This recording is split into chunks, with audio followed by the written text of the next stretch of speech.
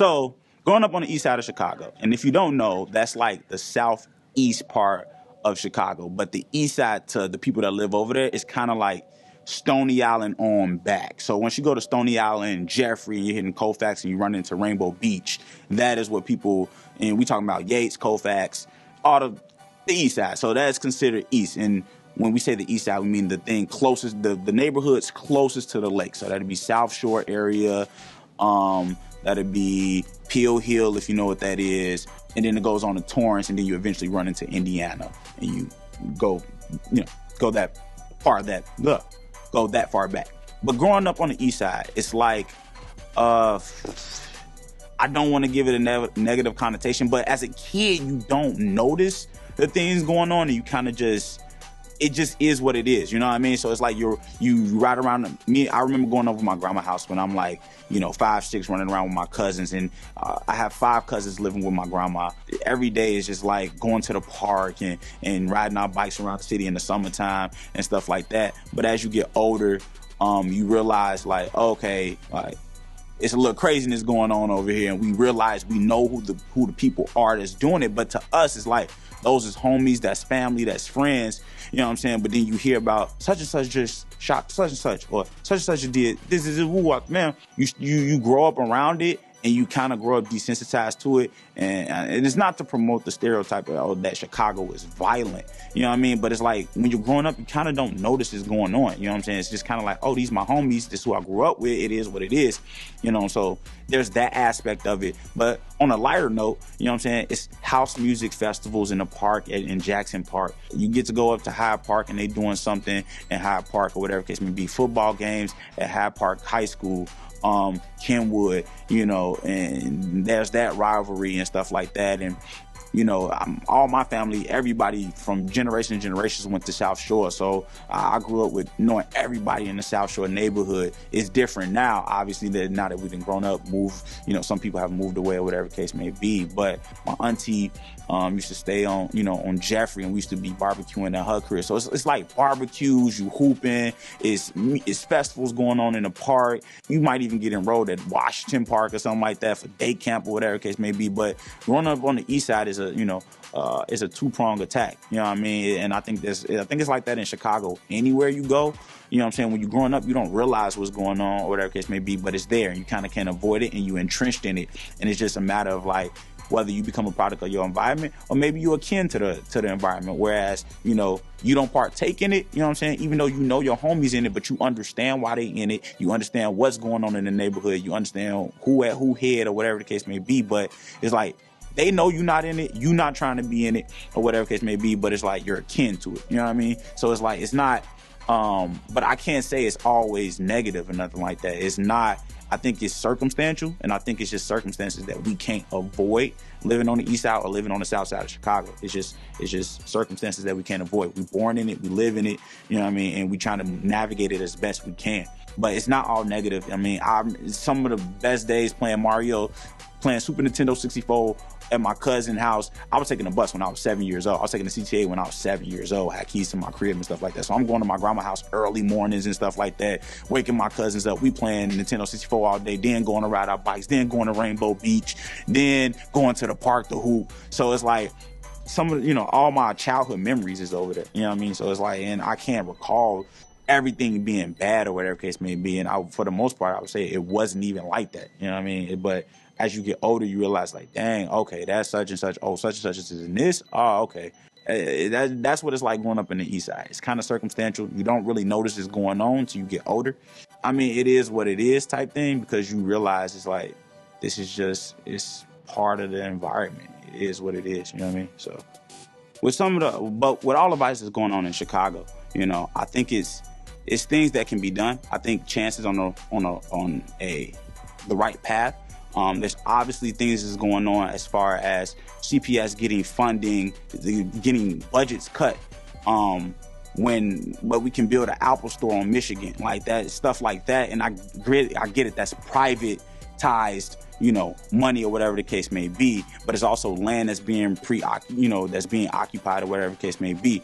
I think my biggest thing is that I don't like that after school programs has been getting cut, and I wish I was in more of a position to kind of, besides just protesting and just being advocating, I wish I had the finances, because I think everything starts with like social capital and economic capital to help fund, you know, that after school programs again. When I was growing up, when I was in school, it was after school programs. Like I had a homie, she would do ballet at Joffrey for an after school program. I had homies that did music programs after school and stuff like that. And the fact that that's being taken away is just kind of like, I think that is one of the what's getting the youth.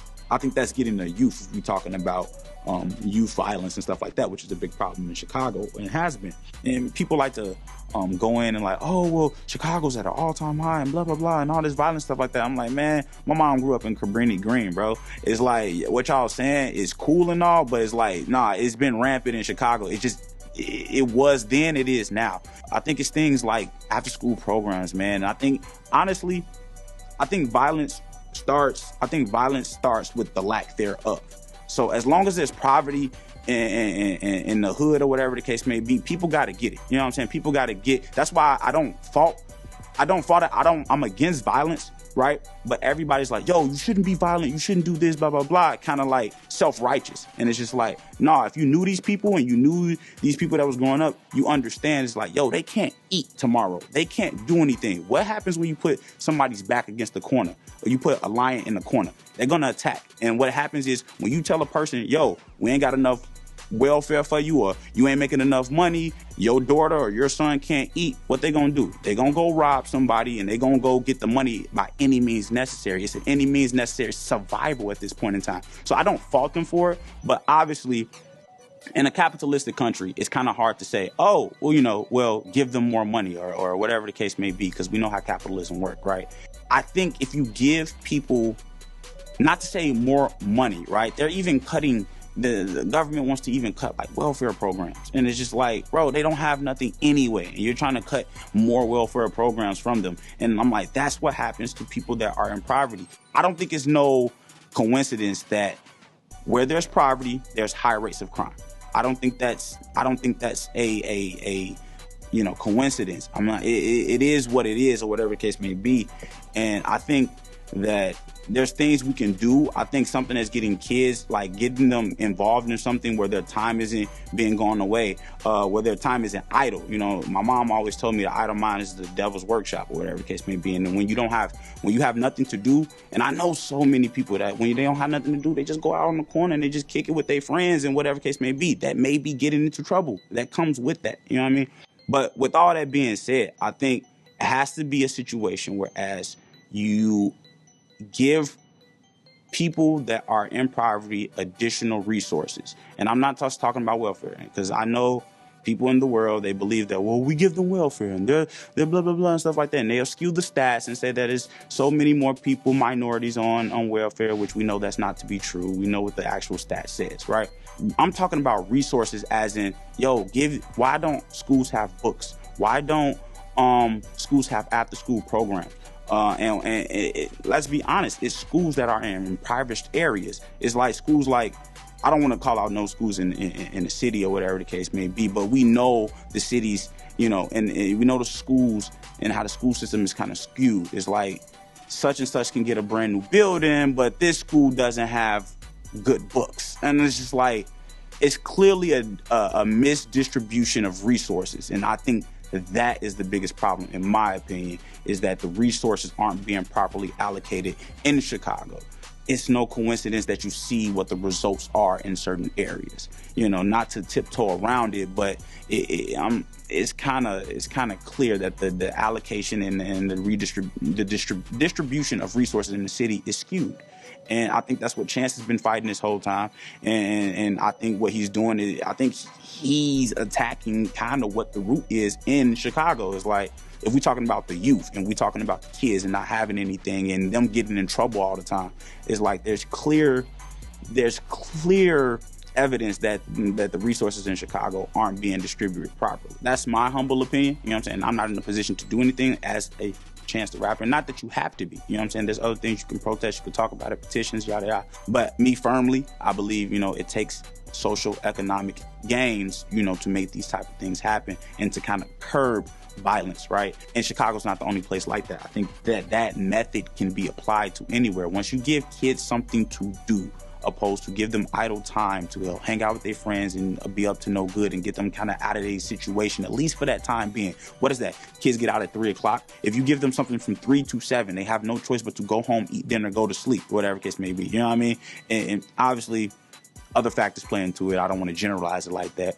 If you absorb their time with something constructive, you know what I mean, you can get I feel like you will start seeing a curve in youth violence, and I think education is important, and I think you just need to give the youth, even if they are in a poverty-stricken area, you need to give them a shot, like at a better future, a shot, which means education, because it's so valued in this country. So it's like, at least give them a shot. You know what I'm saying? And, you know, we can go into a whole spiral about, you know, what cars are stacked against who and why they're stacked against who. And we can go into that debate, whatever the case may be. And this is some soft solution that, you know, I came up off the top of my head. But I think that's one thing. I think Chance is on the right, you know, track, giving the youth something to do constructive with their time that can help curb, I guess, violence amongst the youth, violence, period, you know, and gang violence and stuff like that. So